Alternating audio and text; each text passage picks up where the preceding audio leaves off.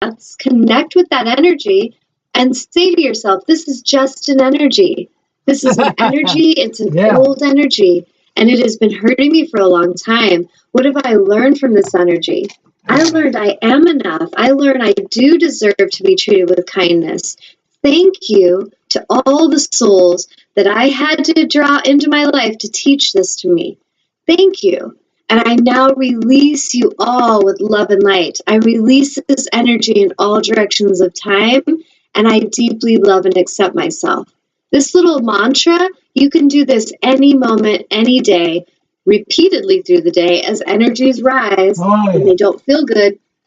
Tune into them and release them. You don't have to cling to them. You don't have to fight with them. You don't have to shove them down and deny them or defend them or, try to collect them. I encourage you to learn instantly, feel it, connect and learn from it, and then release it and clear it from your frequency. As you do that, this is the process of ascension, and we rise and we rise and we rise. We keep evolving. One of the things the angels said to make a point of speaking about was that so many of us, as we're going through ascension, it's like we can get this really weird ego trip even about ascension, like I must ascend now, I must become the first to ascend. Whatever it's about, like whatever your imagination's telling you ascension is, that's causing your ego to tell you you're not doing it right and that you're not there yet, that's what you need to address and clear. Because all of us are on the process of ascension. All of us are in the process, as the angels say, the scientists call it evolution. It is the same thing. We are evolving. We are constantly evolving. We are constantly changing and growing and learning and moving in new directions. This will never stop. Like, this is the process of life. In its simplest form is constant evolution, constant expansion. So if we're not making it something that we're supposed to reach this destination, which is just what ego loves to tell you, oh, we got to go get that PhD and then we'll be happy. We got to go and get that guy and then we'll be happy. Let's go collect a bunch of stuff and then we'll be happy. If I have $1 million, then I can be happy. It's all that same ego thing. If I ascend faster than that girl, I can then be happy. If I can ascend and go into a heavenly realm somewhere else, then I'll be happy. The truth is, choose to be happy now. Choose the joy and the happiness now. Choose gratitude now. And interestingly, when you stop fighting life, when you stop trying to run from life, when you stop trying to control life to make it go in a way you think it should, you are happy. You are so happy because you're free and you're letting everyone else be free. You're not trying to control where they go, how fast they go, but you can see them. You can observe them. From where I sit, I observe humans that suffer, and I observe the humans that are in joy. I observe it all. But I don't need to race anywhere to be content and at ease. I don't need to get an accomplishment or an achievement to feel like I'm good enough. I am good enough. I am good. I am enough. I am deserving. Period. And so are each of you. And so if we can start to see that instead of this spiritual thing, like we're not ascending right and we're not meditating right, we didn't chant Om the right way, we didn't use our mandala beads correctly, we didn't do our yoga posture right and breathe in the way the teacher said, it's all bullshit. If you're on a path to where you're actually practicing being impeccable and doing your best, that is the path, your best. So whatever your best is, that's it. If you're enjoying painting, and it doesn't even matter if it's going to be a painting you sell, that's joy. You're just having fun painting. You're having fun dancing. You're having fun talking and laughing with your friend. I'm having fun on this internet show. Whatever happens with this will happen. But I don't need to chase something to feel like I'm enough.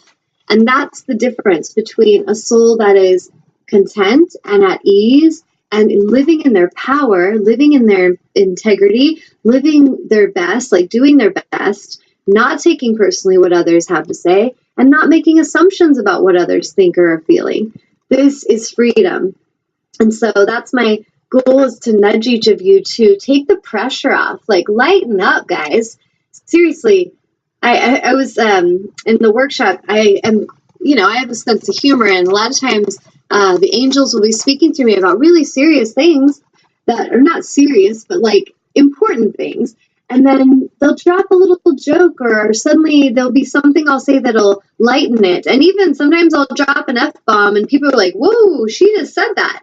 And it's nothing to like judge or think, oh, there's something wrong, or how come we're not being so serious? We need to be more serious for this to be spiritual. That is what's so out of alignment, is that we do not have to be serious about any of it. It is relaxed playfulness is the path.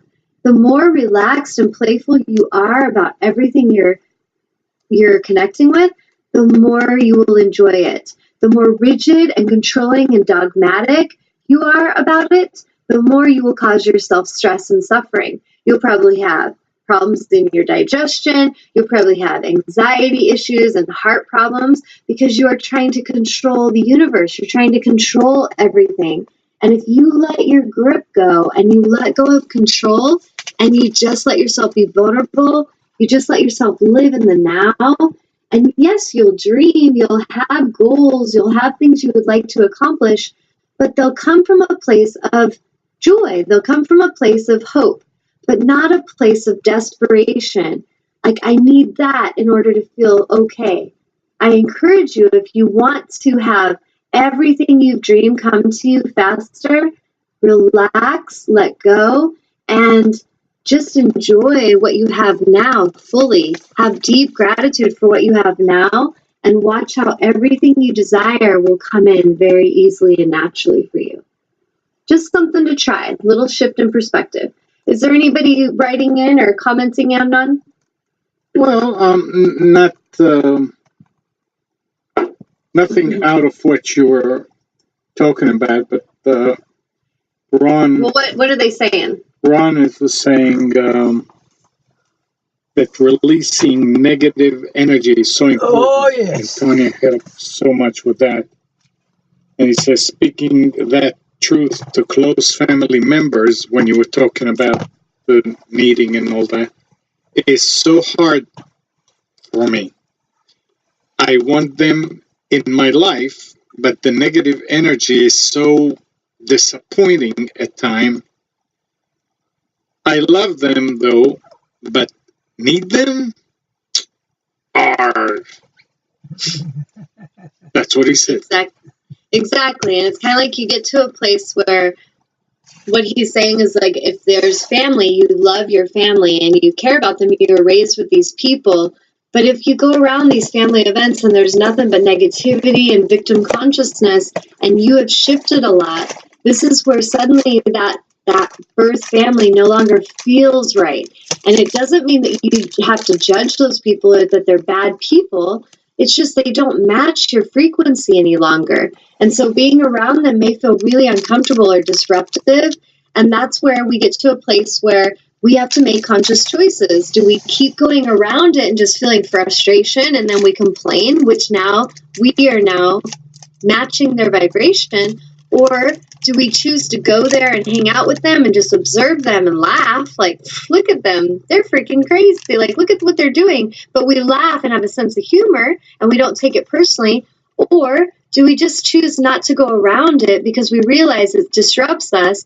And so therefore we choose not to hang out with grandma or not to hang out with that dad that, is always negative and grumpy. We can send him love from a distance and wish him the best, but we don't have to participate.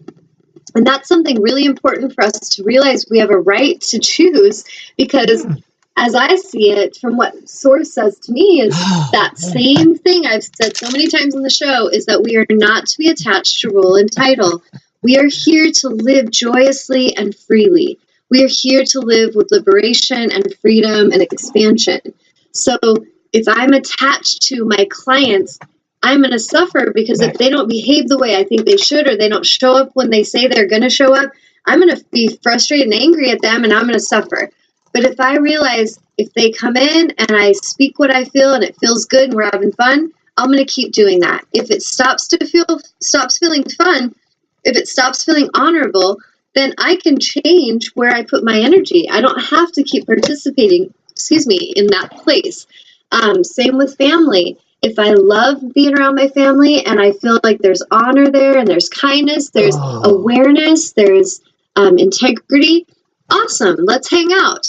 But the way I look at it is all humans are potential family. I feel like we're all soul family in truth. We're all connected, yet we all participate with each other in a level of what we feel is in alignment, what we feel we accept. So for some of us, we participate with the most dark abuse and terrible energy. Like some families treat each other horribly, but that's normal for them because they are very much, in a place where they've enabled that behavior. And so that's just normal. To a soul that is not used to that and they go around it, they might be like, what the heck? Like, I'm not going to hang out here. This is terrible. This is violent. And they don't have to hang out there. This is why there's all different soul contracts going on the planet right now.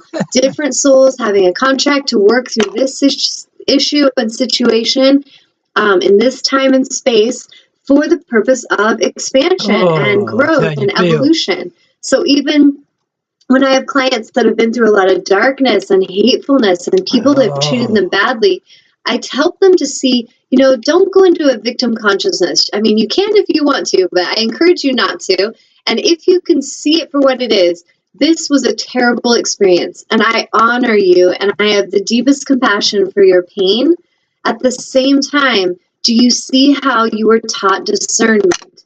Do you see how Spirit brought you an opportunity to stand in your power? And in this situation, you didn't do that. And you don't need to judge yourself, but you just see that, I did not, live in my integrity. I did not live and in my alignment and stand up for myself. I just let them push me around, and I was pissed afterwards. And damn it, well, this is a moment of teaching. It's a teachable learning moment. Next time that moment comes around, what are you going to do different? The recipe for insanity is to keep doing the same thing. And this is where families that are attached to each other and they tether themselves to each other, and they're like, I get away with this because I'm grandma, or I get away with that because I'm your mother. I can do whatever I want. These are the families that create abuse and destruction because of their attachment and because of the lack of awareness of the ones participating. So all it takes is the soul to have awareness, and that soul can choose. I have a teenage girl living in my house now that lives with my son. It's his girlfriend. And she left her family's life. She left it. And it was torment there. And she had so much to heal. But as she moved into our environment, I could tell she was still very much looking for the fight and looking for the drama because that's what she was used to.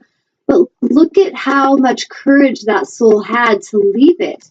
And so from my perspective, though it can be stressful to deal with the tension at times, as the mother of that situation and from the healer perspective, I would just help them and nudge them to come into that space of love, to come in that space of healing, to forgive and release the past, and to realize they're safe now.